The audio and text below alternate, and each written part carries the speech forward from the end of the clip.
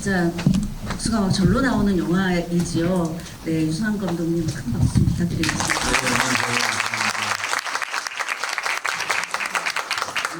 이 영화가 20년 전이에요, 벌써. 그러네요. 네. 근데 지금 만든다 해도 지금은 정말 절대 만들어질 수 없는 영화인 것 같습니다. 투자가 안 되겠죠. 이 영화에.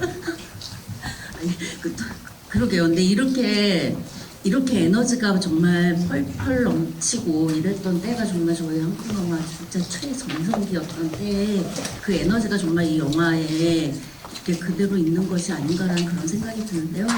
근데 이렇게 굉장히 오랜만에 보셨잖아요. 이렇게 같이 또 객석에서 같이 보신 걸로 알고 있는데 인사 말씀과 소감부터 좀 부탁드리겠습니다. 우선 이렇게 오래된 영화를 보러 와주셔서 너무 감사드리고요.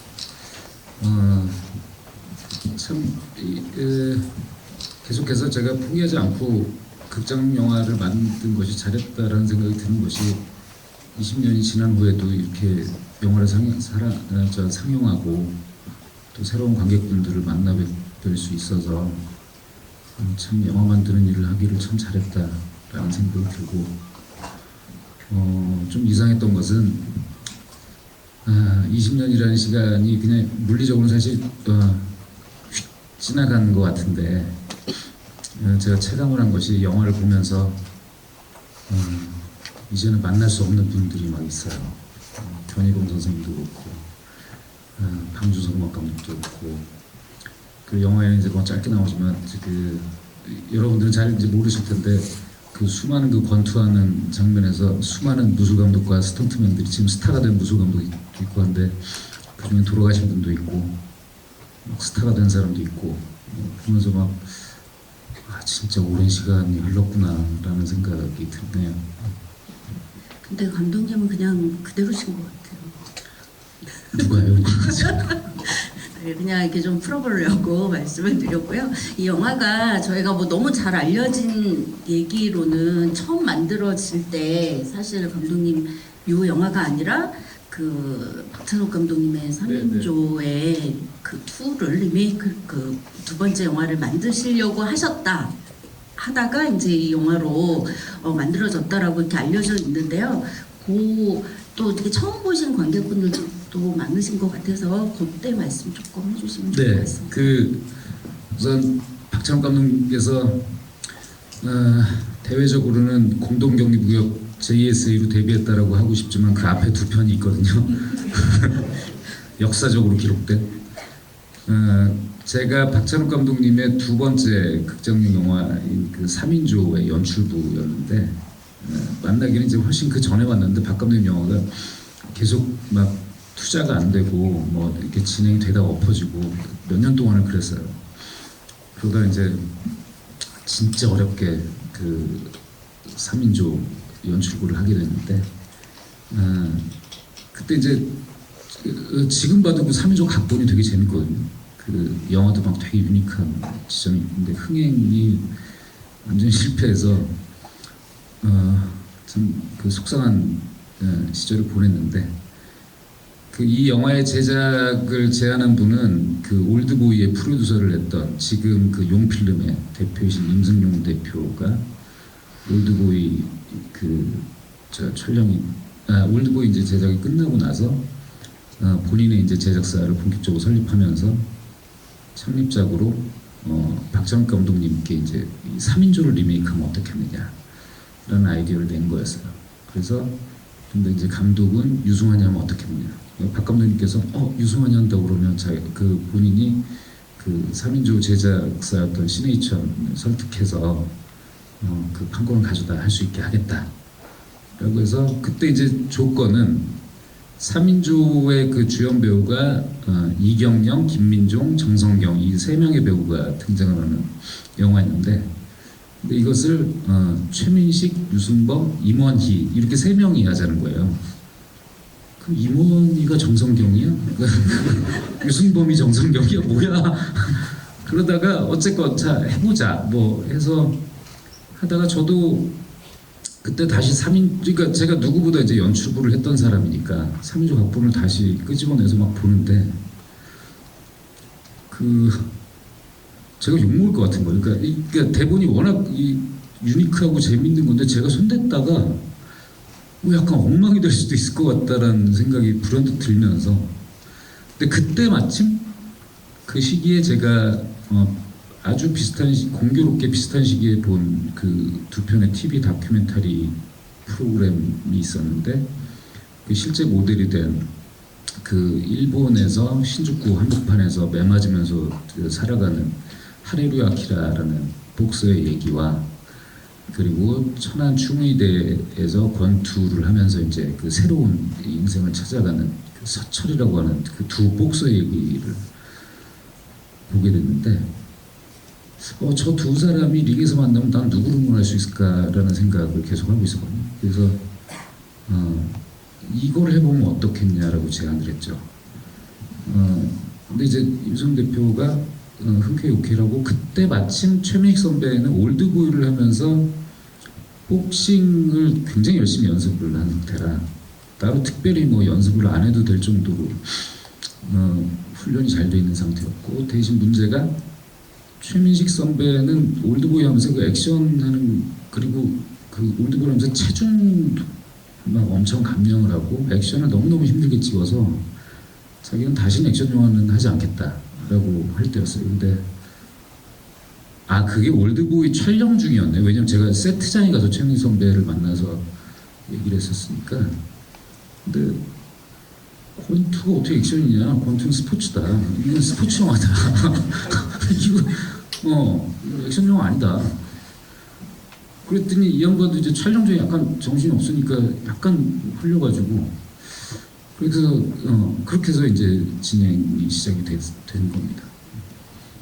보면 이렇게 그 두 분이 가지만 이 구성상 저희는 다 보고 있지만 만나질 않잖아요. 그리고 정말 끝에 마지막 20분에만 딱 만나게 되는데 한번 살짝 스쳐 지나가지만, 이러한 구성들을 또 이게 그 당시에 많은 반대가 있지 않았을까? 뭐 이런 생각도 맞아요. 들면서. 그러니까 원래 저의 그 구성은 그 그러니까 그냥 앞에 인물 얘기 1시간, 뒤에 인물 얘기 1시간, 그리고 이렇게 링에서, 그래서 이것을 3막으로 해서 그냥 그 영화 전체를, 그러니까 처음에 1라운드로 시작하고 이 사람의 이야기가 나오고, 그 다음에 2라운드 나오고, 그 다음 사람 얘기 나오고, 그 다음에 3라운드 뭐 이런 구성이었는데, 이게 문제가 뭐냐면 그렇게 갖고는 썼더니 앞 사람이 무조건 손해인 거예요.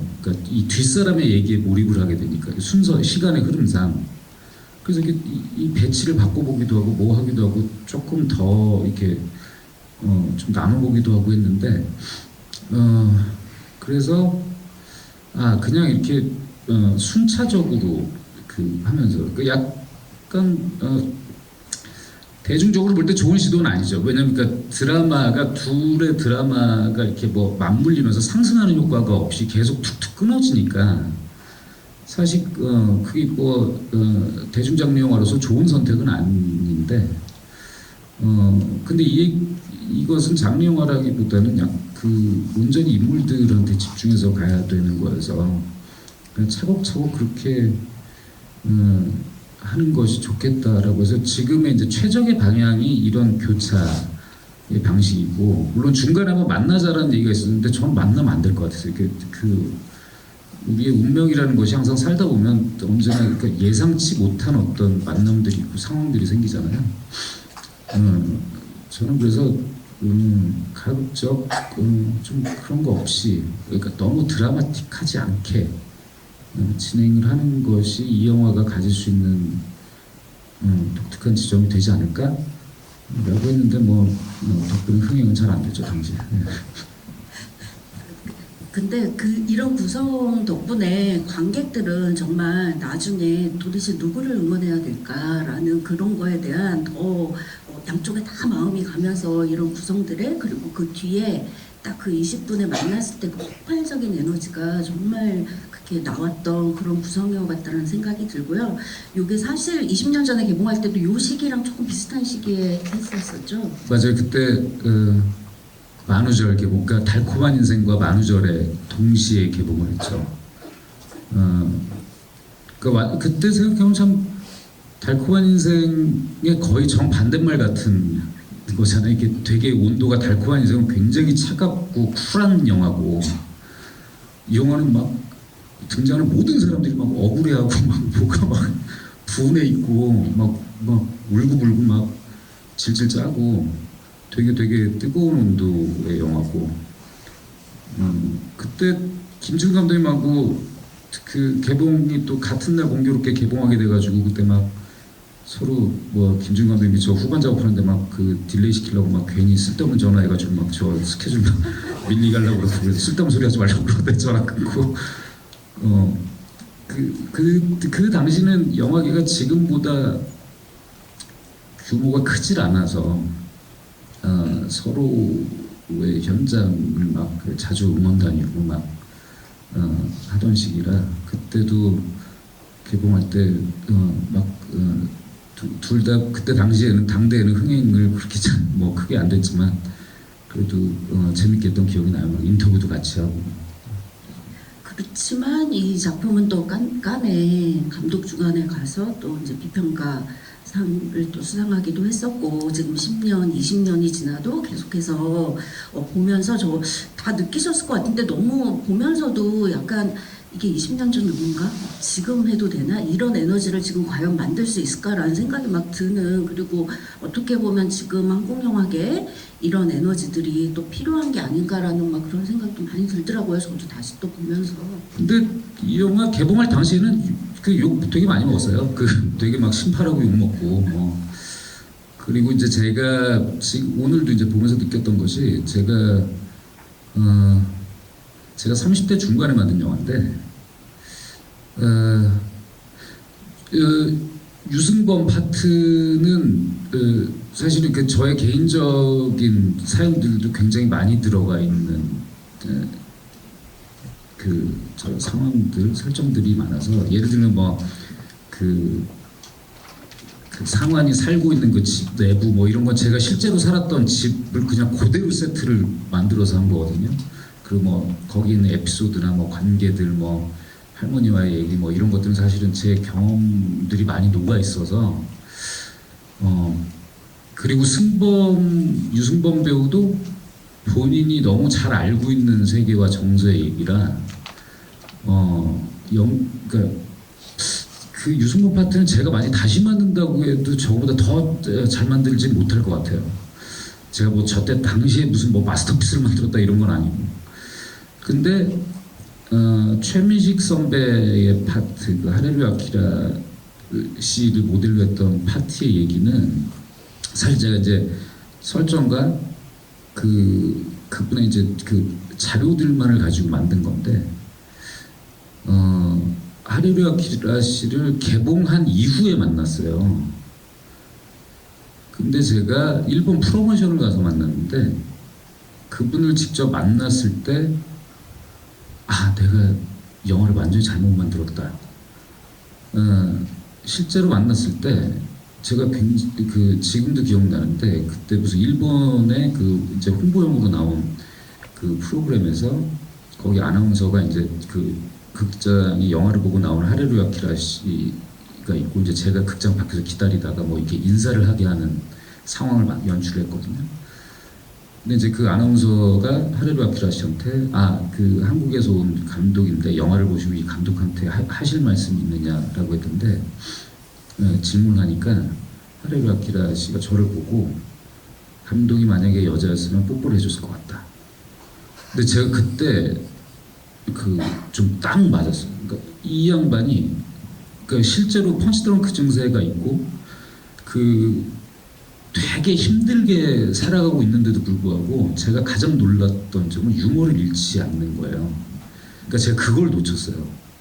그리고 제가 이 영화는 생각할수록 제가 40을 넘어가면서부터 이 영화가 특히 많이 생각이 나는데, 내가 조금만 더 성숙했다면, 그러니까 훨씬 더 좀 이 영화와 이 영화 속 인물과 적정거리를 유지하면서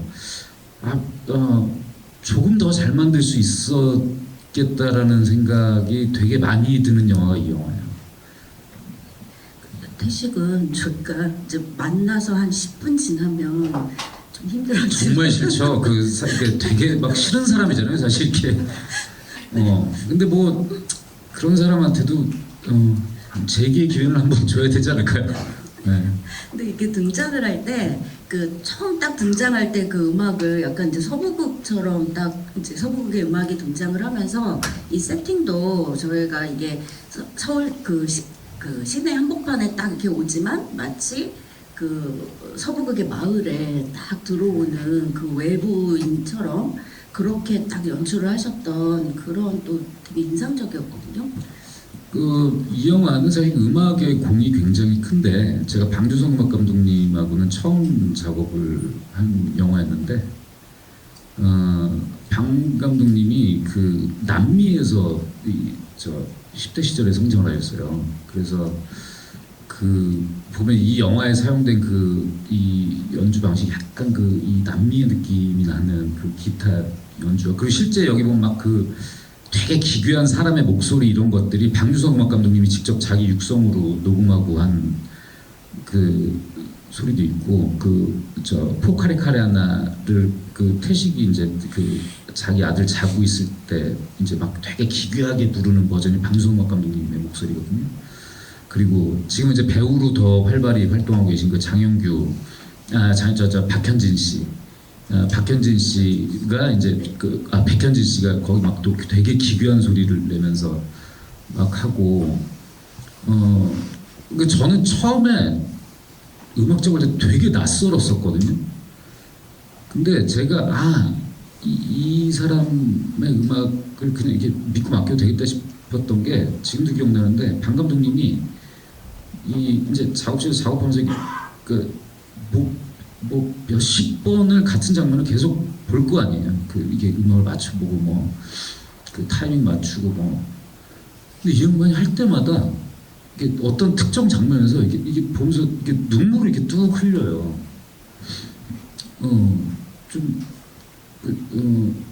그때 이 사람이 되게 이 영화를 진심으로 그냥 일이 아니라 직업적으로 일하는 것이 아니라 되게 진심으로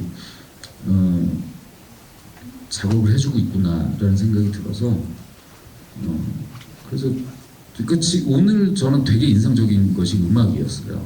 그리고 음악과 관련된 에피소드 하나는 2라운드 결승전 2라운드에 롱테이크로 촬영된 장면에 음악이 되게 막 홀스 쏘고 튀어야 되지 음악을 빼면 너무 썰렁하고 막 하다가 그 음악은 박찬욱 감독님의 쓰리몬스터의 예고편에 나왔던 음악이거든요.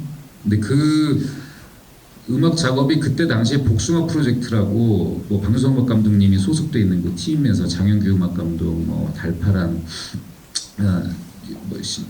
이병훈 음악 감독, 이런 분들이 같이 작업을 하는 프로젝트 팀이었는데 그 팀에서 작업을 한 버전이어서 제가 박 감독님 근데 음악이 제가 예고편 듣고 좋아가지고 편집본에 한번 넣어봤더니 너무 잘 맞는 거예요. 그래서 박 감독님한테 이거를 쓰면 어떻겠냐.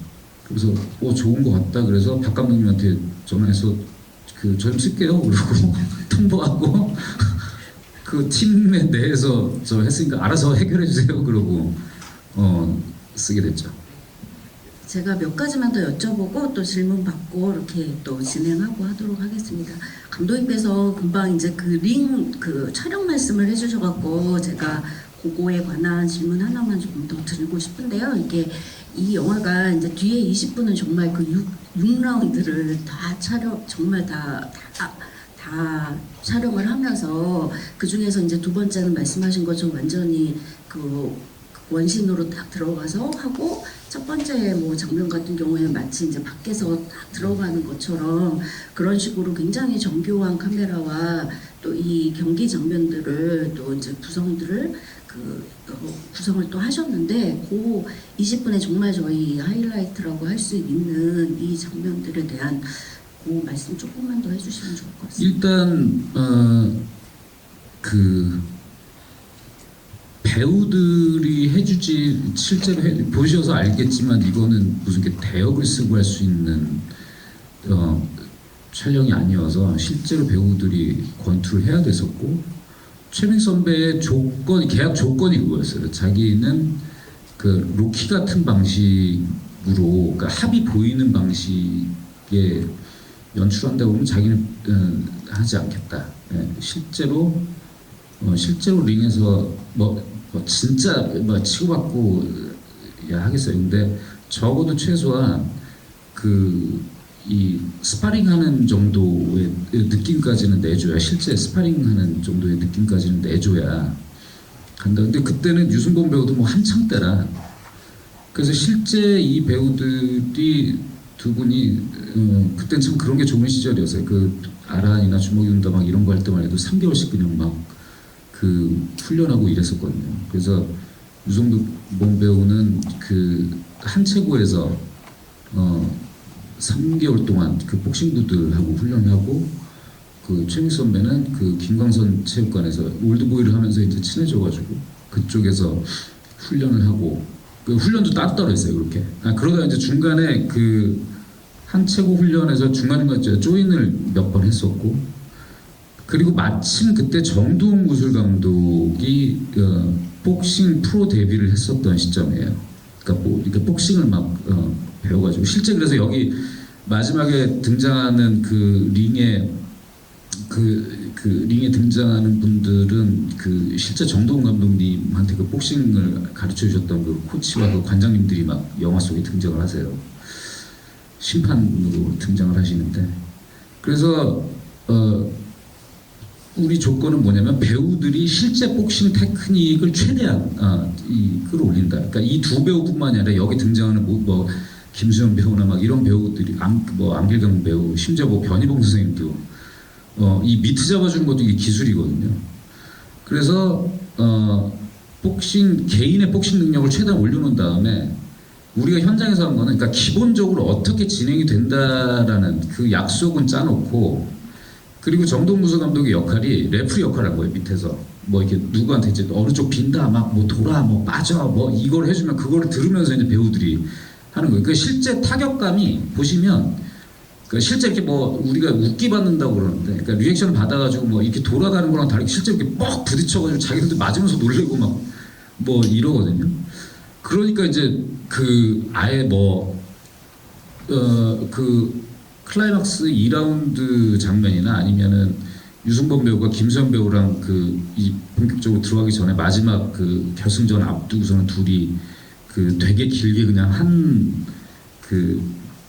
그러니까 통으로 한 라운드를 하는 걸 그냥 한 컷으로 찍을 수 있었던 게 이게 배우들이 훈련이 돼 있으니까 할 수 있었던 장면이고 그리고 사각의 링에서 아무런 보호장치 없이 그냥 글러브만 끼고 이렇게 한 액션을 벌인다고 했을 때 보여줄 수 있는 그 육체의 움직임이라는 것이 되게 제한돼 있어서 당연히 이제 지금 세상에 나온 모든 이 위대한 권투 영화들은 다 레퍼런스로 보고 실제 그리고 그러니까 저도 막 그 복싱 체육관 다니면서 뭐 배우고 뭐 하면서 어떻게 하면 이 링에서 이게 이 권투 장면이 이렇게 많이 나오는 영화를 되게 다양하게 보여줄 수 있을까? 그래서 온갖 이게 머리들을 쥐어짜면서 촬영을 했죠. 뭐 이렇게 장면 전환과 편집과 촬영 방식도 고민을 많이 하고. 근데 배우들이 고생 많이 했어요. 최민 선배는 마지막 라운드 할 때 막판에 오한이 와가지고 되게 힘이 링겔 맞으면서 촬영도 하시고, 유승범 배우도 갈비에 금 가고 그러니까 배우들은 다 갈비 한 번씩 금이 갔어요. 이게 이 바디 맞는 장면 같은 거는 이 바디를 실제 맞아야 돼가지고 그랬던 기억이 나네요. 그 두 번째 라운드를 딱 그렇게 그러니까 두 번째 라운드만 이게 좀 다르게 또 촬영을 하셨잖아요. 그러니까 첫 번째 라운드는 약간 실제 중계하는 느낌으로 해서 카메라가 링 안으로 들어가는 거를 최소화하고 그러니까 망원으로 촬영한다. 그러니까 실제 스포츠 중계석에 있는 카메라 위치와 비슷하게 실제 우리 카메라를 그렇게 하고 2라운드가 들어가면 이제 아예 파고 들어가지고 링 안에서만 펼쳐지게 한다. 뭐 그다음에 3, 4, 5라운드는 이제 스케치를 하면서 각각의 이제 컨셉 맞춰 이들이 막 지쳐가는 느낌들을 보여주다가 6라운드는 그 이제 부감 촬영이 많이 나오는데 약간 좀 이렇게 뭔가 그때 당시 이제 제 딴에는 뭐 이렇게 그때 젊어서 약간 그 신이 이들을 좀 이렇게 구원하는 시선으로 바라보는 느낌이었으면 좋겠어서 그 부감 촬영을 많이 했었거든요. 고속 촬영도 이제 막 하고. 근데 2라운드는 그때 당시에 촬영하신 분이, 그러니까 제 전체 우리 그 DP는 촬영 감독님은 조용규 촬영 감독이신데 2라운드는 스테디캠. 지금 이제 스테디캠 말고 이제 다른 장비를 쓰는데 우리나라 최고의 그 스테디캠 오퍼레이터이신 여경보 기사님이 그분이 또 배우들하고 그 호흡이 되게 좋아요. 그래서 이제 워낙 그 이런 액션 영화도 많이 하시고 그래서 현장에서의 그 호흡이 좋아서 사실 저는 이제 지금 보면 약간 아슬아슬한 순간들이 있으니까 배우들이 갔을 때 스테이캠이 이제 살짝 뭐 이게 배우들하고 이게 움직여 카메라가 약간 먼저 돌았다가 아이고 놀래가지고 다시 배우한테만 오고 뭐 이런 부분이 보이는데 근데 그런 것 때문에 막 이 통으로 다시 갈 수가 없으니까 이제 뭐 아슬아슬하게 갔죠. 근데 그때 여경보 기사님의 그 훌륭한 테크닉이 아니었으면 이건 또 뭐 나올 수가 없는 장면이어서 그러니까 제가 찍었지만 지금 봐도 장관이더라고요. 이렇게 배우들하고 이 스테디캠 오퍼레이터하고 이 막 합들이 너무 좋아서 그러니까 발가벗은 두 남자가 이렇게 막 그 육체적인 장관을 펼치는 게 저 언제 저런 걸 또 찍을 수 있을까 싶은 생각이 들더라고요.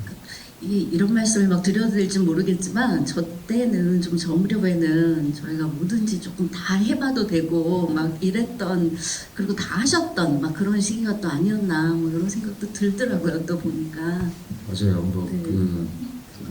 참 화양연화였죠. 아니 계속 될 겁니다. 저희 네, 흥행이 안 돼도 별로 이렇게 뭐 쭈그러지지 않고 그냥. 계속 네, 또 다른 화양연화가 만들어질 거라고 뭐 네, 긍정적으로 생각하고 있겠고요. 저희가 감독님 아까 잠깐 이제 그 레퍼런스 말씀하시면서 사실 이제 요 앞에 상영했던 월터 힐 감독의 이제 투쟁의 그늘도 이번 상영을 위해서 또 감독님께서 또 추천을 해주셨잖아요. 그 추천해주신 또 보신 분들도 혹시 계실 것 같아서 그 말씀 조금만. 사실은 오늘 제가 투쟁을 너무 극장에서 다시 보고 싶었는데 제가 개인적으로 사정이 생겨가지고 그 오늘 그 앞에 상영을 못 봤어요. 그 너무너무 안타까운데 제가 개인적으로 샘 페킨파의 영화의 영향을 엄청 받았는데 월터 힐이 그 겟어웨이의 작가로 유명하고 그 샘 페킨파의 어떤 좀 이렇게 약간 그 공식적인 이렇게 자식 취급을 받는 연출자잖아요. 근데 이제 월터 힐 감독의 초기작 근데 이게 이후에 월터 힐이 만든 영화들하고 약간 좀 느낌이 달라요. 그러니까 되게 좀 그러니까 장르 컨벤션 안에 있는 영화 같은데 이 영화는 되게 월터 힐 영화 중에도 굉장히 특이하게 좀 이 노동 계급에 대해서 되게 그러니까 딱 그냥 그냥 스트레이트하게 바라보고 그때 당시에 좀 사회상이나 그 미국 사회의 현실을 그러니까 남성적인 시선으로 바라본 그것을 이제 한계라고 보시는 분들도 있긴 할 텐데 근데 그 찰슨 브론슨과 제임스 코반이라는 그 정말 아무 대사를 하지 않아도 그냥 연기를 하고 있는 것 같은 그 두 얼굴의 배우가 특히 찰슨 브론슨이 옷 벗고 그냥 저는 그 찰슨 브론슨이 그 광부 출신이거든요. 그분이. 그래서 그분의 근육은 약간 이런 뭐 약간 요즘에 이렇게 그 입금돼 가지고 이렇게 뭐 관리받는 근육이 하고는 차원이 다른 근육이라 전 찰슨 브론슨의 몸을 보면 그렇게 막 이상하게 지금도 가슴이 뛰어요. 막. 그래서 그 영화는 왠지 그냥 저 개인적으로 물론 이 영화를 준비하면서도 뭐 그 격투 장면이나 뭐 이런 것 때문에도 정서적으로도 그렇고 많이 번영하기도 했는데 왠지 그 영화는 정말 최소한의 요소를 가지고 그 되게 그런 영화의 세계에 관심을 갖는 관객들한테 그 최대한의 이 감사는 영화 같아요. 지금 그런 거 하는 사람들이, 그러니까 희한하게 그 무슨 청도리스나 스티븐 시갈이 나오는 그런 거하고 비슷한 계보의 영화인데, 그러니까 그거 완전히 달라요. 그 뭐가 다르지 이게? 그런 것도 참 신기한 영화예요. 심지어 데뷔작. 네, 맞아요. 네, 혹시 궁금하신 점들 저희 있으시면 네 말씀하시기 전에, 근데 저희가요 마이크가 없어서 이렇게 복식 호흡으로 우렁차게 얘기를 해주셔야 되는데요. 여기 먼저 손 드셔서 이렇게 하고 이렇게 드릴게요.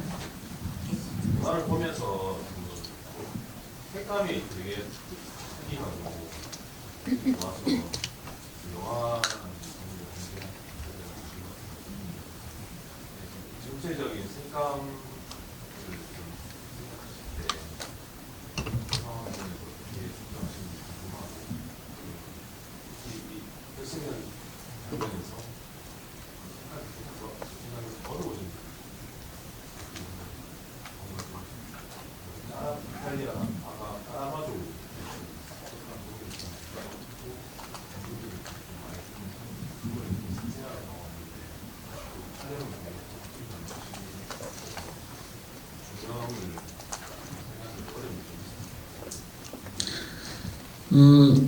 사실 그 지금 색감의 말씀을 하셨을 때 대부분 이제 미술의 영역을 중심으로 설명을 해야 되는데, 실제 아마 이 영화의 색감을 굉장히 독특하게 느끼신 것은 그 현상 기법 때문일 거예요. 그때 이 블리치 바이 패스라는 기법을 썼는데, 그게 뭐냐면 이건 필름으로 촬영을 했었으니까 그 현상 과정에서 은입자를 빼는 거거든요.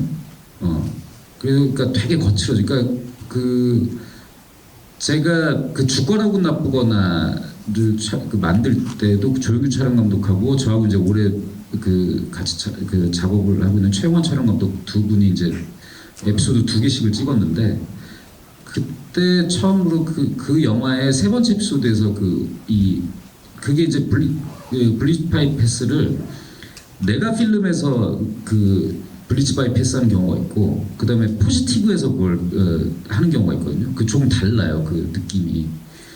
근데 우리는 그건 이제 스킵 블리치라고도 하는데, 죽거나 나쁘거나를 하면서 그 세 번째 에피소드는 내가에서 스킵을 했었고, 그 첫 번째 에피소드는 포지티브에서 스킵을 했었는데, 내가에서 스킵을 하게 되면 이게 너무 거칠게 올라와서 이게 좀 그러니까 보편적으로 편안하게 볼 수 있는 느낌은 아니게 되더라고요. 근데 이제 그 조절을 되게 잘한 것이 친구가 이제 블리치 바이 패스 작업을 되게 정교하게 잘 거친 영화였고, 근데 이 영화는 뭔가 되게 인물들의 거친 삶을 표현해야 되니까 실제 보면은 배경에 노출이 저쪽 뭐 배경 막 확 날아버리고 이러잖아요.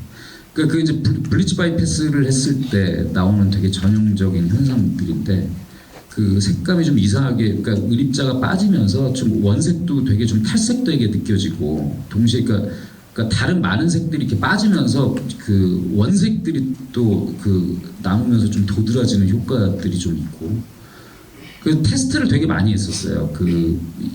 저희 하면서. 근데 약간 우려될 정도로 테스트 때 되게 세게 은입자를 빼는 것도 이 몇 %로 빼느냐에 따라서 되게 달라지는데, 그때 좀 테스트 시사 때 생각이 나는데, 그때 당시 해외에서도 잘 안 하는 방식으로 엄청 세게 한번 이렇게 막 했었는데, 그게 테스트했던 곳이 영화 초반에 유승범 배우가 친구하고 이제 뭐 합의금 가지고 얘기하면서 나 저 싸움 나면 부르지 마 하는 계단 있잖아요. 그러니까 공간에서 테스트 촬영을 했었는데,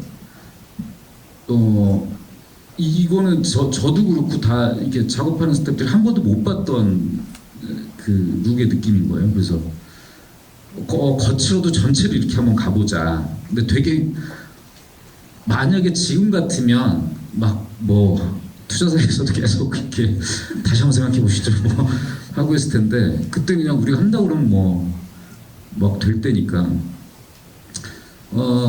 근데 후반부 이제 그 결승전은 이제 조명을 어쨌건 그 링을 중심으로 해서 딱 도드라지게 해야 되니까 다른 데들을 이제 좀 빼고 그리고 이제 권투 경기를 해야 되니까 탑에 설치한 그 라이트만으로 이걸 진행을 해야 되니 컨트라스트가 또 더 세게 느껴지고 그리고 거기에 대신 이제 그 링 바닥의 색깔이나 그 피부 스킨톤이나 이런 것들이 이제 다 약간 그 나중에는 그 핏빛하고 이게 다 그냥 이게 좀 비슷한 톤으로 어우러지면서 이게 뭔가 더 좀 뭐 그 어둡게 거기 뭐 도드라지게 색이 이렇게 조화롭게 배치된 게 아니니까 아마 그렇게 느껴지셨을 수도 있을 것 같아요. 그래서 지금 느끼신 그 느낌은 주로 현상 과정의 그 블리치 바이패스를 한 것하고 그 조명의 설계에 의해서 주로 만들어진 느낌들이라고 말씀드릴 수 있습니다.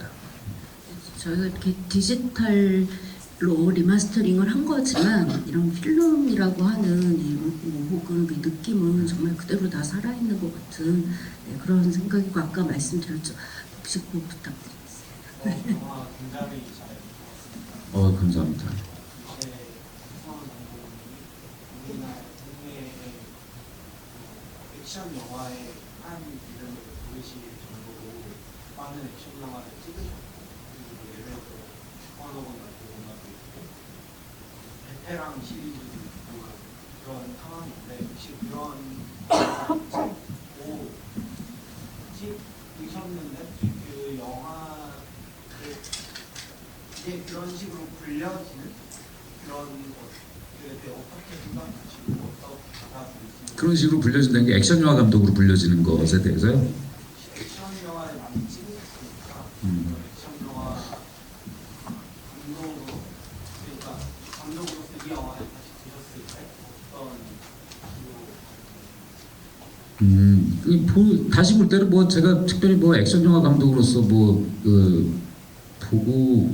그런 건 아니었고 그냥 이 영화를 만든 사람의 한 사람으로 보는 거고 아마 뭐 제가 질문을 잘 이해했는지 모르겠는데 저는 제가 데뷔하고 나서 이 주먹이 운다 만들고 막 이때까지만 해도 그 언론에서 저한테 이 붙여진 별명이 액션 키드였어요. 근데 그때 그렇게 그 별명이 싫었는데 이게 사람이 50 넘으니까 그게 그렇게 좋습니다. 희는데. 그리고 저는 제가 영화에 환장하기 시작한 것이 액션 영화 때문이었고, 저는 제가 만드는 영화가 액션 영화라는 것에 대해서 한 번도 뭐 그것에 대해서 막 부끄럽거나 그런 적이 없어요. 그리고 저희 아들하고 그런 얘기도 했는데 제가 정말 실력이 더 쌓인다면 진정으로 만들고 싶은 영화는 어드벤처 영화거든요. 레이더스나 구니스 같은 거. 저는 진짜 영화는 모험 영화 같아요. 그러니까 헐리우드의 그 영화의 그 초식의 그 강가딘 이런 영화들 있잖아요. 그러니까 이번에 그 시네마테크 친구들 상영작에서 나오는 그 해롤드 로이드 영화나 그리고 제가 뭐 너무 존경이 많지 않는 뭐 버스터 키팅이나 채플린 같은 슬랩스틱 코미디언들의 영화도 저한테는 액션 영화예요. 그 움직임들이. 그리고 이를테면 진 켈리의 그 뮤지컬도 저한테는 액션 영화고 오징어, 그러니까 저는 활동 사진이라는 것. 그러니까 뭐 영화를 지칭하는 그 영어식 표현 중에 뭐 필름도 있고 시네마도 있고 뭐 있잖아요. 근데 저는 무비라는 표현을 되게 좋아해요. 그러니까 무빙 이미지에서 그 시작된, 그러니까 움직이는 이미지. 저는 그것이 저를 사로잡았기 때문에 이를테면 최근에 제가 본 그 해피엔드에서 정지우 감독님 해피엔드 말고 그 해피엔드 마지막에 이렇게 그 다리에서 친구들이 헤어지기 전에 이렇게 탁 찍듯 저는 그게 정말 뛰어난 액션이라고 생각해요. 그러니까 뭐 그러니까 제가 이제 나이가 들면서 사실 현장에서 막 그 예전에 스즈키 세이준 감독님 그 시네마테크에서 저 서울아트 시네마에서 회고전 할 때 그때 이제 스즈키 세이준 감독님 만나서 인터뷰를 한 적이 있었는데 감독님들 여럿이. 근데 저는 그 세이준 감독님의 젊은 시절의 그 액션 영화를 너무너무 좋아하는데 그런 액션 영화를 다시 한번 만들어 주실 생각이 없습니까? 라고 했더니 세이준 감독님이 그때 이렇게 호흡기 이렇게 대고 인터뷰하셨거든요. 세이준 감독님이 나이가 들어서 이제는 자기는 액션을 만들기 힘들다. 근데 그때는 약간 이해가 안 갔어요. 자기가 액션하나? 근데 이게 실제 저도 그렇더라고요. 그러니까 액션 영화를 한다는 건 실제 이 기운들이 좀 있어야 이걸 하게 되는데, 근데 그것은 조금 스타일이나 그 환경이 조금 바뀌어서 약간 변형된 상태로 계속 유지될 수 있을 것 같아요. 예를 들면 클린트 이스트우드가 후기에 지금 만들고 있는 영화는 저는 기본적으로 다 서부극이라고 생각하거든요.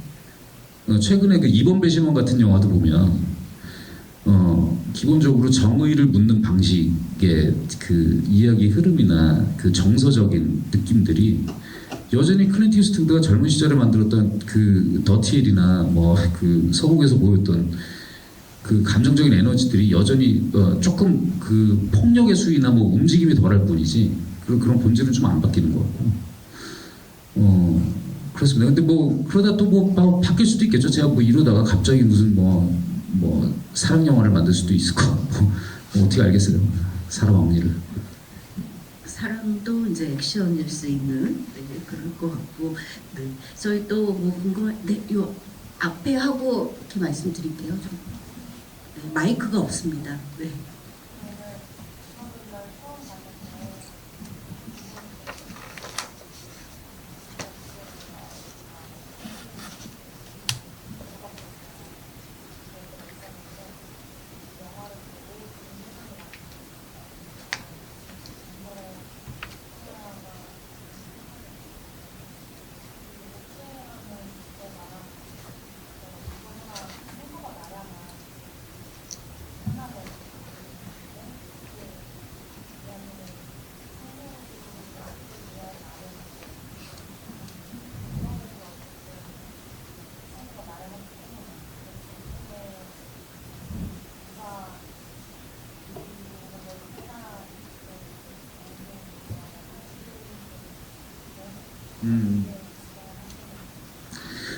그것에 대해서도 그 많은 의견들이 있었는데요.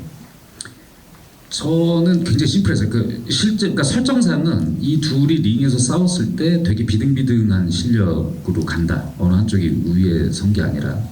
그 실제 그 마지막 결승전에서 그 해주시는 그 해설위원분들은 실제 MBC의 그 권투 중계를 평생 동안 그 거의 복싱 권투인이나 마찬가지인 분들이거든요. 근데 저희가 촬영을 하면서 계속 그분들한테 보여드리면서 모니터를 하면서 왜냐면 그분들은 매해 신인왕전 중계를 하셨던 분들이라 자, 이 정도 실력이면 지금 이 정도 결승에서 이 벌이는 그 게임과 비슷합니까? 뭐 이렇게 여쭤보니까 되게 지금 잘하고 있다고 엄청나게 잘하고 있는 거라고. 근데 이제 제가 결국 그 내린 결정은 뭐냐면 이 주최 측의 입장에서 보면 비슷비슷한 실력을 가진 두 사람이라고 할 경우에 당연히 미래에 투자하는 게 맞죠. 앞으로의 상품 가치가 있는 친구한테 그쪽에 손을 들어주는 게 맞으니까. 그리고 이 주최를 한쪽에서는 자기들이 원하는 그 되게 극적인 스토리를 가진 장사가 될 만한 스토리를 가진 걸로 뽑아먹고 뭐 이렇게 뭐 그런 것들은 다 해냈을 거예요. 그럼 진짜로 그 어느 쪽 한쪽 손을 들어줬을 때 자기들이 이제 구체적으로 앞으로 장사가 될 만한 애 손을 들어줄 거 아니에요. 그러니까 그 기조로 선택을 한 거였어요. 근데 그 버전도 있었어요. 그 6라운드가 될 때 6라운드 시작에 둘이 이 펀치를 서로 팍 날리면서 끝나는 버전의 시나리오도 있었거든요. 근데 그거는 그렇게 가면 좀 왠지 안 될 것 같았어요. 그렇게 하면 약간 좀 멋부린 것 같고 그리고 끝을 제대로 안 내는 것 같아서 그래서 이 경기의 결과가 어떻게 끝났는지는 정확하게 정리를 하는 게 맞는 것 같고, 근데 둘 다 사실은 그 트로피에는 관심이 없잖아요. 둘 다 어쩌면 그러니까 강태식은 자기가 원하는 대로 6라운드 끝까지 이제 버텼고, 그리고 상원은 어쨌건 그 할머니 보려고 나온 건데, 어쨌건 그 할머니한테 가는 거고, 그래서 그렇게 하면 되겠다. 그렇게 하면 그렇게 뭐 결과에 대해서 관객들이 막 신경을 덜 쓰겠다. 그런 생각이었습니다. 진짜 그 결과는 그 심판진의 생각인 거고, 영화에서는 둘 다 저희 뭐 얘기하는 둘 다 원하는 것을 다 이루고, 그 전에 정말 피땀 눈물만 흘리던 이 두 분이, 두 주인공이 거기서 이제 웃잖아요. 마지막 장면으로 웃으면서 이 계속해서 다른 액션에서 얘기했었던 뭐 영웅의 액션이 아니라 정말 영웅이 아닌 다른 방식의 또 다른 이 사람들의 액션들, 혹은 그 마지막 장면의 그 웃는 장면이라는 게 굉장히 큰 의미와 여운을 또 가진다는 생각이 또 들었었어요. 네, 그렇게라도 해줘야 저는 저 두 사람의 인생이 앞으로도 그렇게 잘 될 것 같은 생각은 안 들거든요. 그때 만들 때도 그렇고 지금도 그렇고, 뭐 신인왕 돼봐야 뭐 사실 크게 바뀌는 거 없어요. 네. 근데 왜 인생이 어쨌건 자신이 그 다음 날을 준비하는 데 있어서 힘을 주는 어떤 순간이 있는 날들이 있잖아요. 그러니까 그게 그런 순간이 있고 없고는 되게 중요하다고 생각을 하는데, 그냥 내가 더 이상 아무것도 못할 것 같고 그냥 자포자기하고 하는 순간에 내가 그래도 좀 가치가 있는 인간이구나를 깨닫게 해주는 어떤 순간이 저는 사람들을 계속 살아나가게 해주는 것 같거든요. 그리고 무엇보다 저는 저런 경기를 통해서 최소한 오늘 밤새 지난 새벽까지 벌어지는 승패를 패배를 인정하지 못하고 하는 분들 계시잖아요. 그러니까 저는 그거보다는 훨씬 멋있는 사람이죠. 그러니까 자신이 패배를 인정하고 내가 패배했으면 다음 거 준비하고, 아니면 사실 이쪽 세계는 떠나야 되거든요. 떠나서 다른 걸 준비해야 되거든요. 그리고 뭐 뭔가 그렇게 벼랑 끝에 서 있는 사람들의 모습이 좀 보면 감동을 줘요. 그렇게 해서 살아가면서, 물론 거기에도 또 실패하고 패배하는 사람들이 또 있어서 안타깝기도 하지만, 그럼에도 불구하고 살아내는 사람들을 보면 전 감동을 느끼거든요. 그런 사람들 보면서 좀 응원하고 싶고, 저도 힘을 얻고, 뭐 그런 마음으로 만든 영화예요. 진짜 이렇게 대신 맞아준다라고 시작했지만 저희 대신 울어주는 그런 영화인 것 같다, 이런 생각 들면서, 저희가 그냥 흔히 얘기하는 그 카타르시스라고 하는 그게 정말 이렇게 딱 느껴지는 그런 영화다라고, 정말 이렇게 다시 이렇게 봐도 그때도 그랬는데, 이게 점점 저도 이제 나이가 드니까 그게 또 확 이렇게 다가오는 또 그런 영화였습니다. 저희 아까 저기 뒤에서 말씀하셨죠, 저기. 20년 전 영화라고 하셨는데 오늘 처음 봤는데요. 20년 전 영화지만 오늘 저는 처음 봤는데, 관람은. 근데 보니까 되게 에너지가 넘치고 감동적이고 그런 영화였거든요. 근데 그 시절에 이제 데뷔하셨던, 아니면 활동하셨던 젊은 감독님들은 이런 영화를 유승환 감독님도 그렇고 만드셨던 것 같아요. 근데 최근에는 사실 뭐 요즘 영화들 만들어지는 거 보면 이렇게 에너지가 넘치는 영화 잘 보기 힘든 것 같은데요. 그게 저는 좀 궁금합니다. 그 시기도 활동을 하셨고 지금도 활동을 하고 계신데, 감독님이 생각하실 때는 이유가 뭘까? 이게 필력을 안 쳐서 그런 건지, 뭐 사회가 전체적으로 이상해져서 그런 건지, 아니면 뭐 지금 사실 뉴스가 너무 재밌지 않아요? 네, 왜 움직이가 좀 궁금하고요. 그렇습니다. 이제 감독님들조차도 그때 봤을 때 다 예술가 같았고 되게 멋있어 보였거든요. 근데 지금 감독 준비하시는 30, 40대 분들 보면 공무원 시험 준비나 고시생 같아요. 되게 그 이유가 있겠습니다만 아무튼 그런 거에 대해서 어떻게 좀 마음을 열고 봐주세요. 다 이유가 있어요, 각자. 그런 이유가 있겠죠. 무슨 말씀이신지 어떤 그 의도를 가지고 계신지는 잘 알겠고,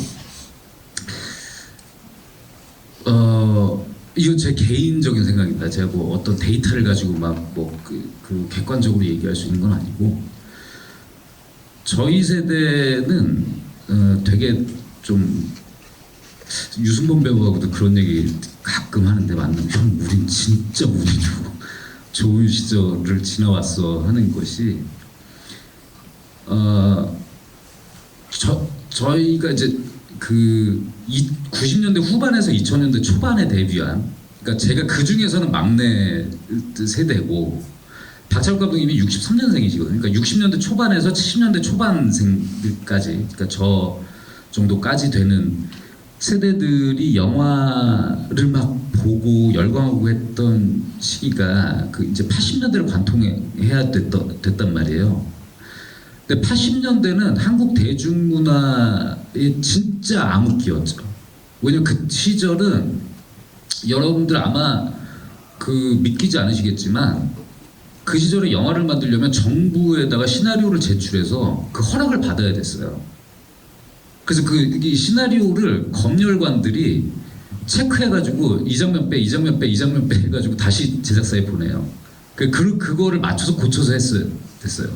그리고 영화를 촬영하고 나서도 그 시나리오대로 촬영을 하고 나서도 그 편집본을 정부에서 검열을 그러니까 사전 검열과 사후 검열이 다 있었어요.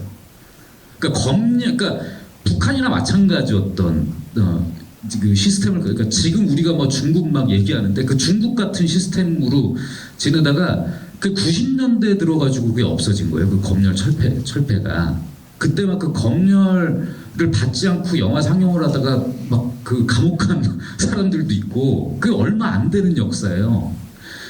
근데 그러니 제대로 그러니까 그 재능이 있어도 그 재능을 이 영화계가 그 재능을 감당할 수가 없는 시스템을 가지고 있었죠. 그래서 한국 영화 역사를 보면 너무너무 안타깝게 재능을 꽃피우지 못하고, 하길종 감독님 같은 분들 제대로 된 재능을 꽃피우지도 못하고 그 요절하신 감독님도 계시고, 김기영 감독님 같이 되게 그런 검열과 이 시스템을 막 그 요리조리 빠져나가면서 어쨌건 그 살아남은 분들도 계시고, 그러니까 우리는 그때 당시 이제 그 동료 감독들하고 얘기를 해보면 우리 아버지들은 다 밖에 있는 거예요.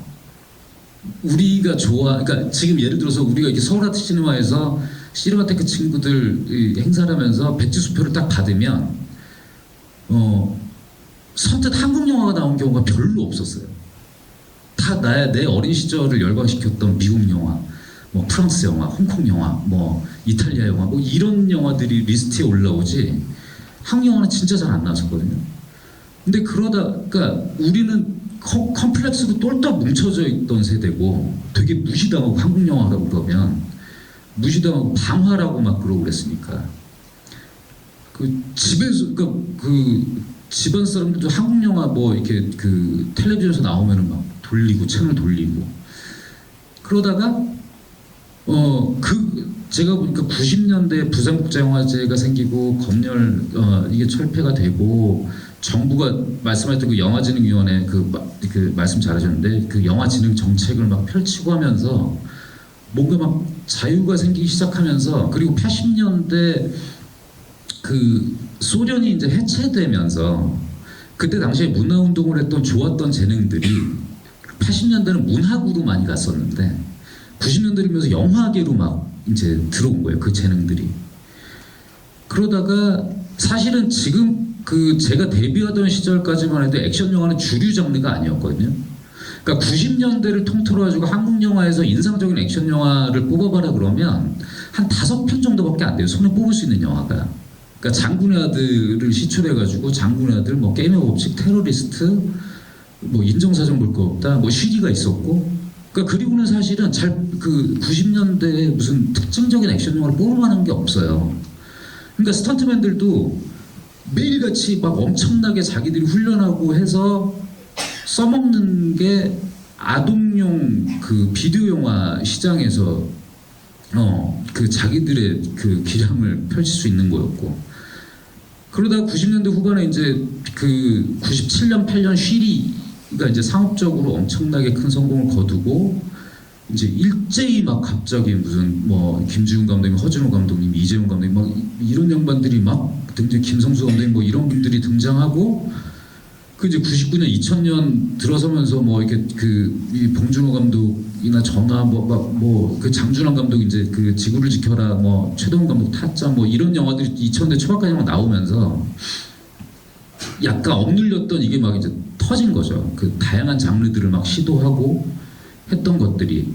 그러니까 우리는 그때 생각을 해보면 감독이 되기 위해서 현장을 들어온 게 아니라 영화를 만들고 싶어서 감독이 되려고 했던 사람들이에요. 그러니까 각자 자기들이 그 만들고 싶은 영화들이 있었고, 그걸 하려면 내가 감독이 돼야 돼.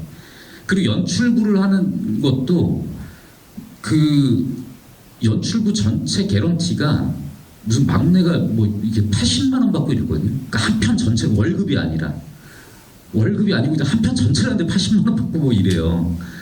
그 차비도 안 나와.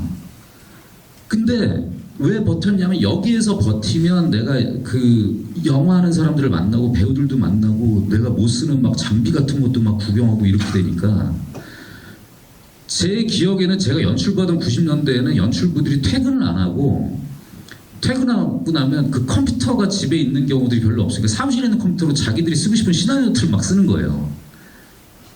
그리고 출력해가지고 그거 가지고 서로 모니터, 그러니까 다 영화를 만들고 싶어서 이 미친 인간들이 모여가지고 있었던 동네가 영화계였고, 근데 이제 세월이 흐르면서 그 영화 시장이 막 커지고 새로운 세대들이 볼 때는 성공한 그러니까 그 경제적으로 막 성공하고 막 멋있는 감독들이 막 나오니까, 제가 그런 표현을 잘 쓰는데 영화가 그 집 나갔던 아버지가 돌아온 것 같은 느낌인 거죠. 그러니까 이를테면 아트하우스 씬에서는 존경하는 감독을 뽑아라 그러면 예전에는 마틴 스콜세지와 그 이탈리아 감독들과 프랑스 감독들의 목록들이 막 쫙 나왔던 것들이 이제는 하면 아트하우스 씬에서는 이창동 감독님 얘기하고 홍상수 감독님 얘기하고, 장르 영화에서는 박찬욱 감독님 얘기하고 봉준호 감독님 얘기하고 김지훈 감독님 얘기하고, 그러니까 이게 이제 가까이 있는 거예요. 이게 아버지가 돌아왔어. 근데 이 사람들이 너무 건강하게 오래 해먹고 있는 거예요 지금. 그러니까 지금 그 한국 영화 역사에서 한 세대가 20년 이상 이렇게 간 경우가 없어요. 그러니까 60년대 그룹들, 70년대 그룹들, 80년대 그룹들, 90년대 그룹들을 봐도 전성기가 10년을 넘긴 경우가 없어요.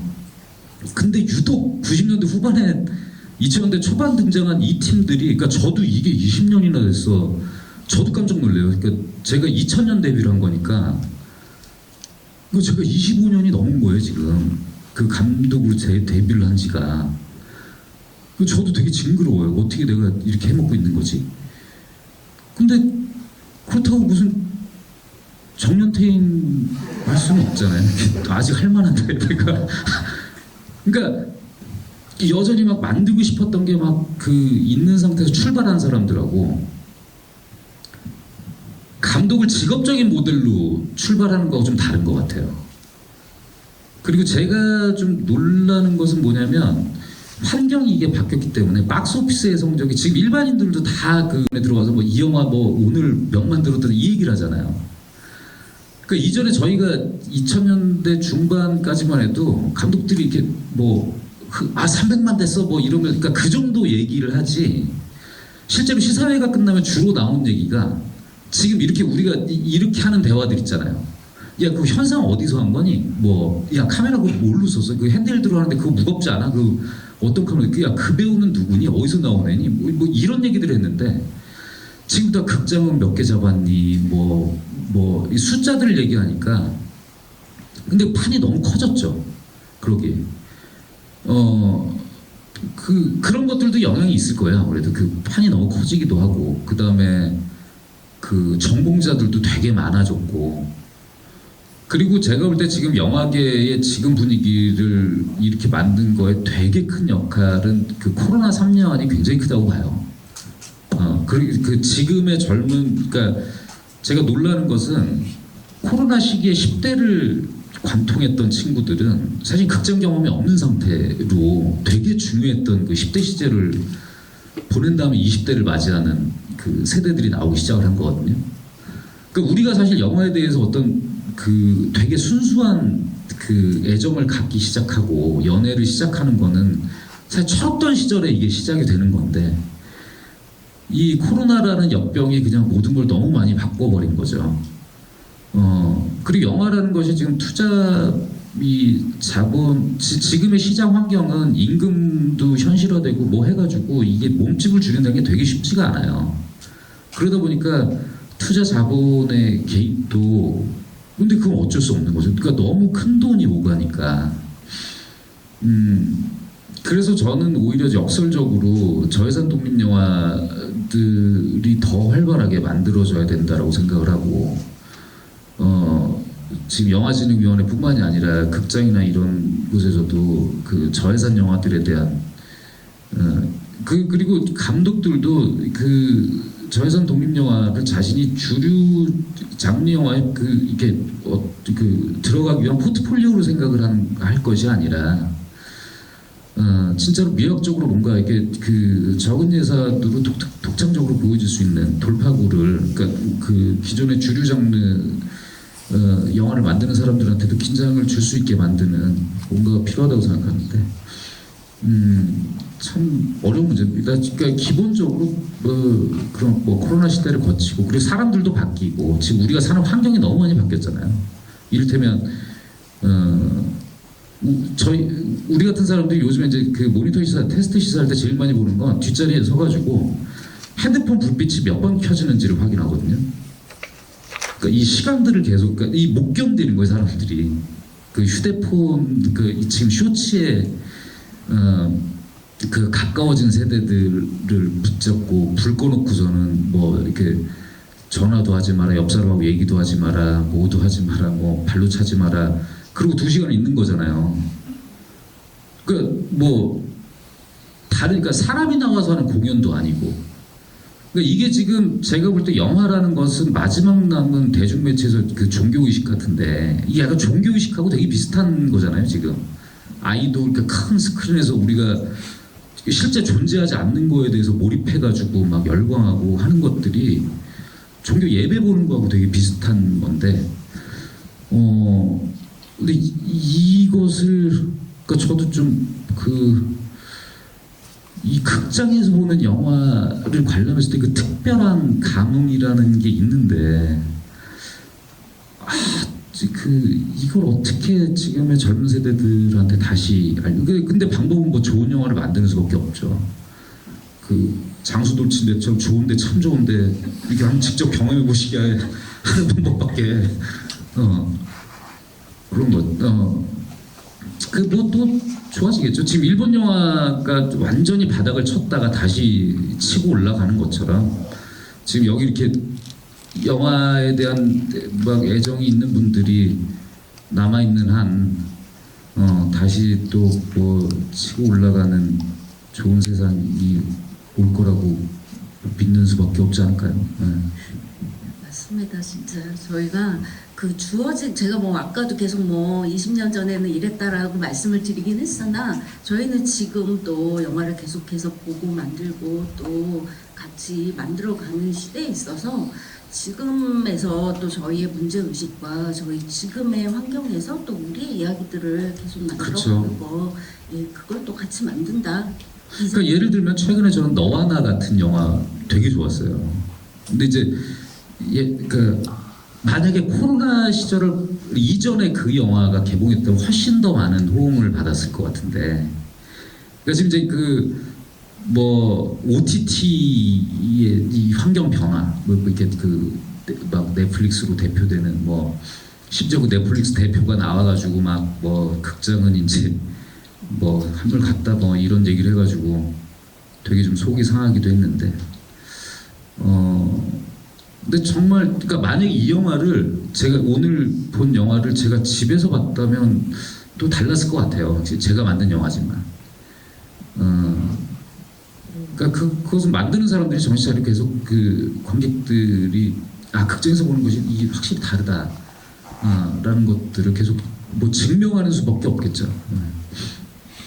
저희가 이제 조금 슬슬 정리할 시간이 되긴 했는데요.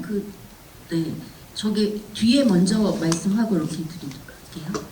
20년 후에 이제 다시 영화를 보실 예정인데 앞으로 20년 후에 다시 관객들과 같이 보고 싶은 자신의 영화가 있다면 무엇인지 궁금합니다. 다음 20년 후에요.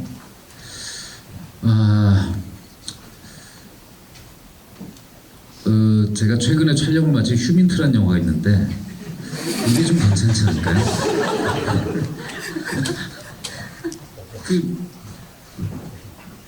근데 이거는 제 선택이 아니었어요. 그 서울아트시네마에서 그 20주년 기념이라고 해서 저도 사실 깜빡 지나가고 있었는데 사실 저도 되게 고마운 그 선택이어가지고 또 20년에는 어떤 영화가 될지 저도 모르겠네요. 그때까지 제가 살아있을지도 모르겠고. 네. 20년 뒤에 휴민트를 보도록 하고 이 작품은 사실 20년 후까지 기다리시기 너무 힘들면 내년 초에 보실 수 있으니까. 내년 초에 보고 10년 뒤, 20년 뒤, 또 계속해서 감독님 작품은 사실 이 작품도 10년 사실 이게 10년 전에 10주년 상영. 맞아요. 제가 이게 참 고마운 영화예요. 맞아. 네, 이렇게 계속해서 볼 수 있는 또 작품이고요. 이렇게 말씀하실게요.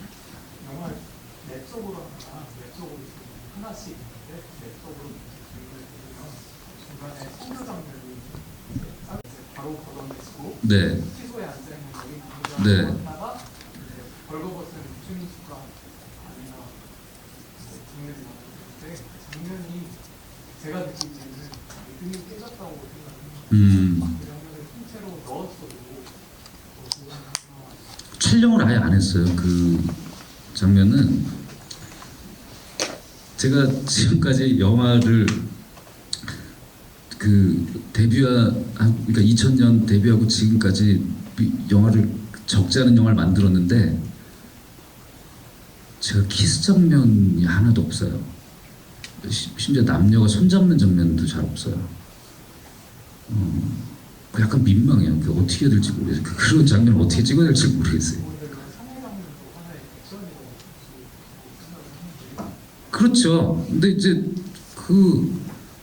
저 그냥 주먹으로 치고받고 하는 거는 막 하겠는데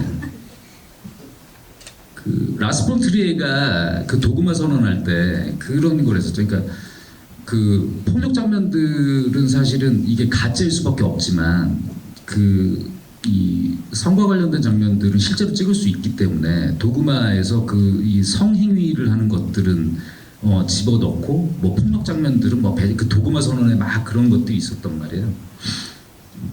그러니까 왜 그런지 모르겠어요. 저 잘 못하겠어요. 그런 걸 이게 그러니까 영화를 볼 때도 민망해요. 그런 게 나오면 약간 되게 그 속 없어도 되는데 왜 막 되게 민망해요. 잘 못 봐요 그런 걸.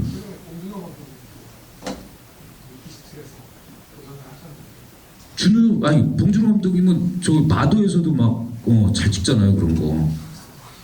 예, 막 가슴 노출시키고 나 그거 어떻게 하나 모르겠어. 막 이렇게 심지어 그러니까 저는 그게 좀 이렇게 없어도 되는데 이를테면 사실 제가 되게 찍고 싶었던 그러니까 그 영화 안에서 그 샤워장에 막 몰아붙일 때 그 타올을 다 걸치고 있잖아요. 그러니까 저 원래는 누드로 그냥 다 갔으면 좋겠었는데 그게 괜히 쓸데없는 불편함을 줄 것 같은 거예요. 그러니까 뭐 저는 좀 그래요. 그러니까 약간 그런 거에 좀 용기가 없는지.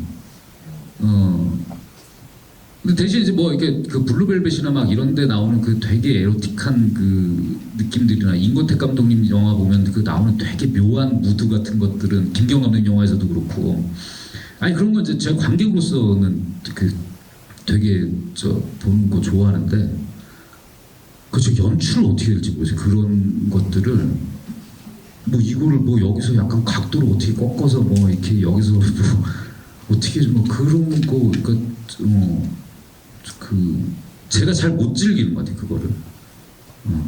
영화 외적으로는 산업 감독에 영향을 받을 수 있을 그런 하나 알고 있습니다. 산업 감독님 같은 경우에는 영화를 한 편 보고 나는 방법이 알고 있습니다. 혹시 유수환 감독님의 영화 보는 방법이 따로 있으실까요? 저는 제가 더 좋아하는 영화들 되게 자주 봐요. 그 심지어 제가 너무너무 파고들고 싶은 영화는 저는 필사예요. 영화 틀어놓고. 네, 시나리오 영화를 틀어놓고 그대로 필사예요. 이렇게.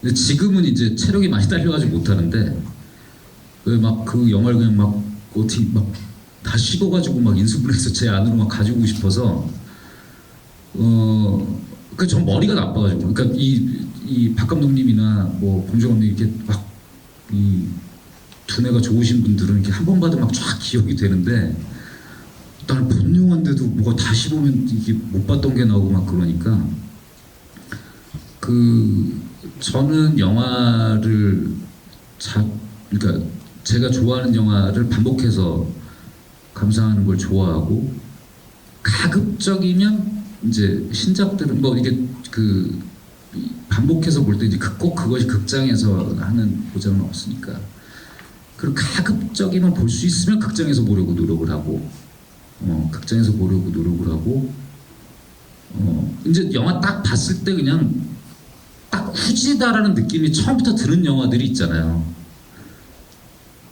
근데 저는 웬만하면 중도 포기 안 하고 끝까지 봐요. 그러니까 그 안에서 뭐라도 하나 장점이 있지 않을까? 근데 이제 중도 포기하는 요즘은 제가 이제 나이가 드니까 시간이 아까워서 아이고 내가 얼마나 더 산다고 이걸 끝까지 보고 있니 이러고 하긴 하는데 웬만하면 끝까지 보려고 하고 영화 취향은 좀 잡식인 편이고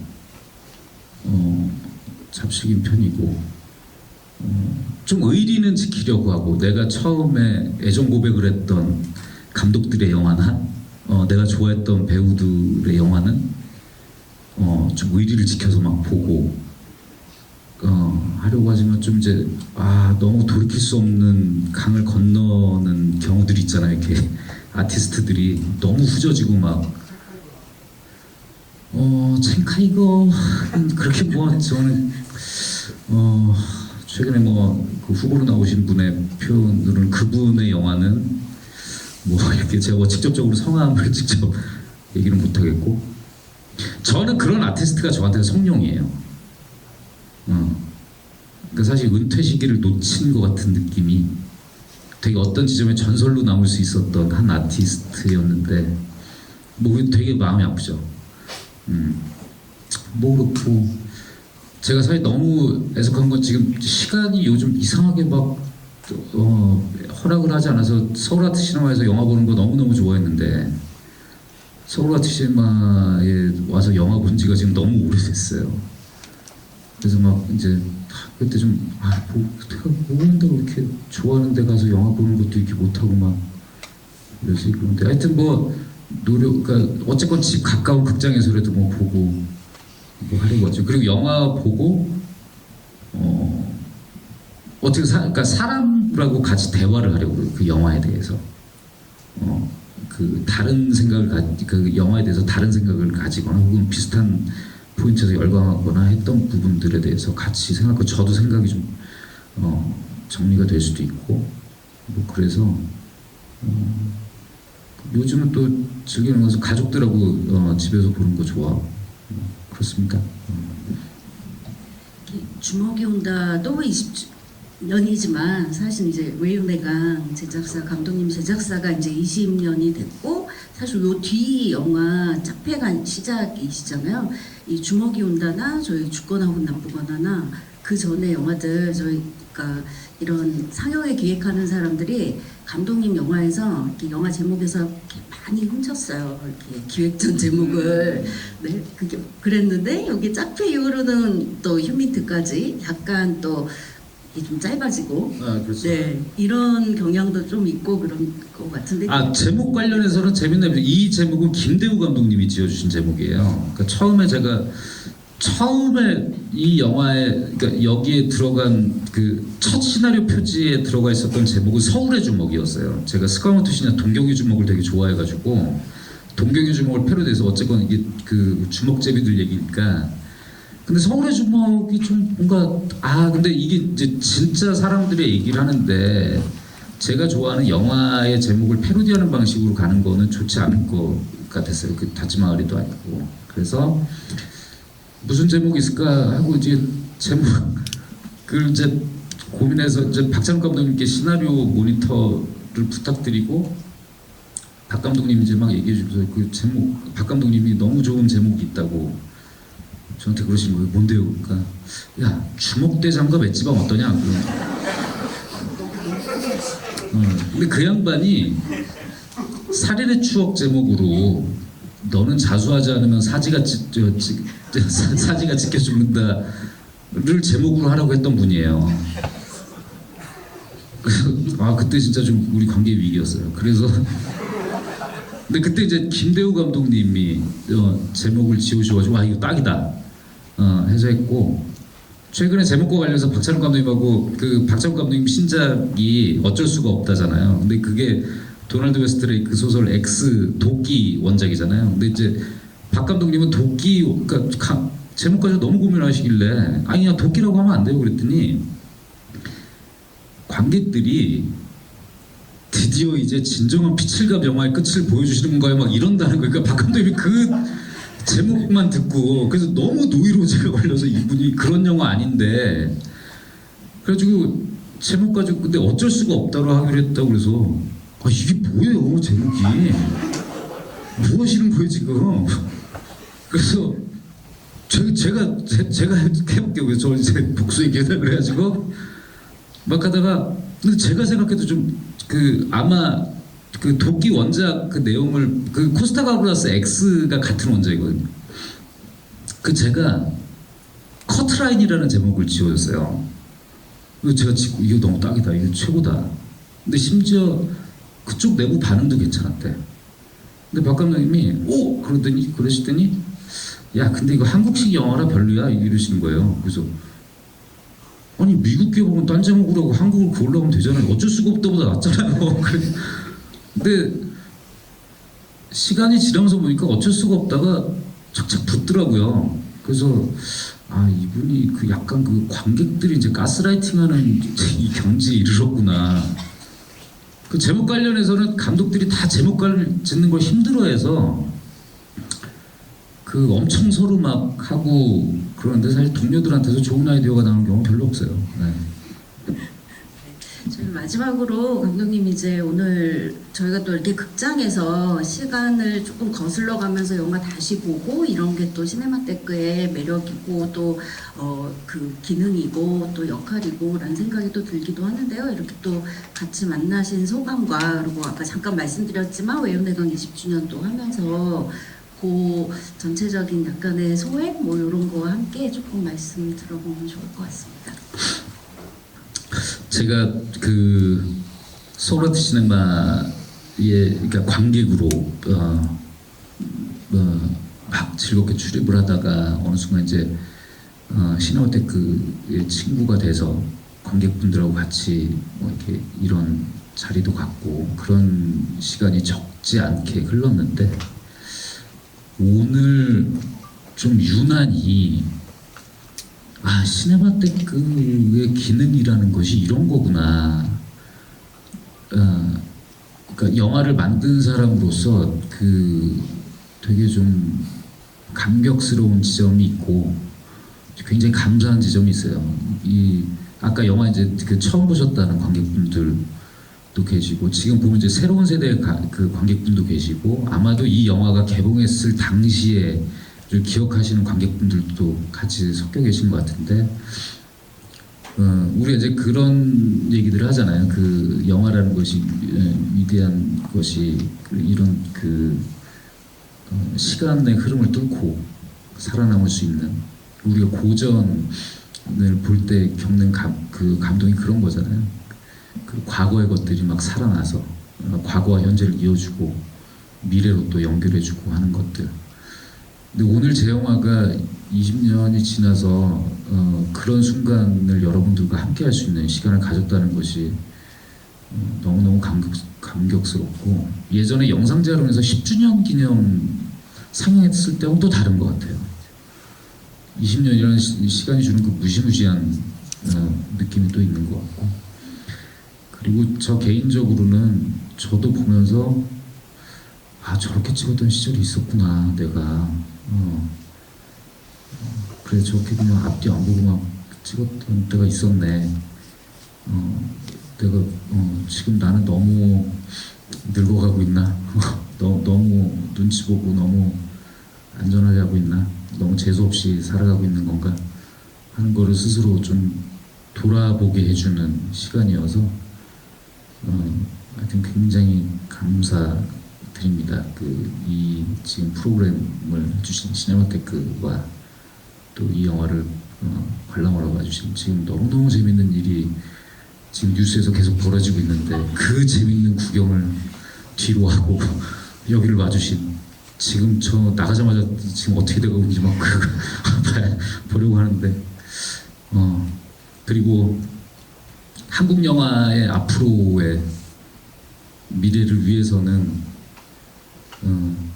진짜 다음 영진이가 어떻게 되느냐도 진짜 중요하거든요.